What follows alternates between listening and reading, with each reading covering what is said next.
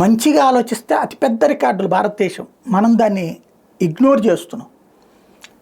China టర్కీల సహకారంతో నడిచిన దేశాన్ని కొట్టాం మనం, నెంబర్ 1.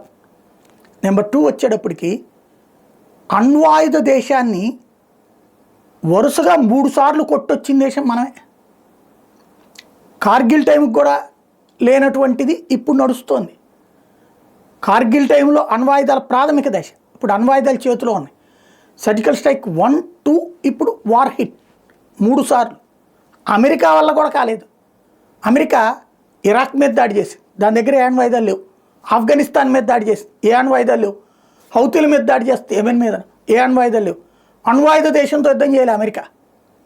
అలాగే రష్యా ఉక్రెయిన్ మీద యుద్ధం చేసింది, అణ్వాయుధాలు లేవు.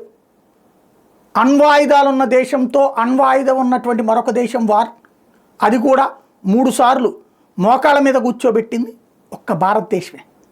ఎట్ ద సేమ్ టైం 2 అణ్వాయుధ దేశాలతో ఫేస్ చేసి నిలబెట్టి నిలదొక్కుని నిలబడ్డటువంటి దేశం అటు చైనా ఇటు పాకిస్తాన్తో భారతదేశమే. ఇది వర్తమాన భారతదేశపు దమ్ము.